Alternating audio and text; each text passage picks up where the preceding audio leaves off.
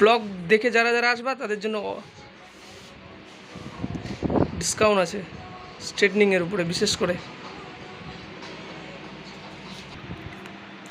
তো গাইস এই যে আমাদের স্ট্রেট কমপ্লিট, আর রেজাল্ট সামনেই দেখতে পারতেছো।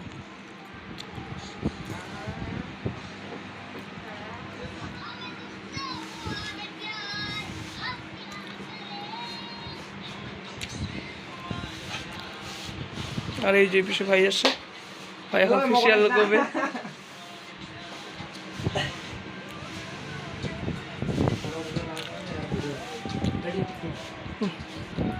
তো এটা ছিল মিনি ব্লগ, এখান থেকে আমি শেষ করতেছি ব্লগটা।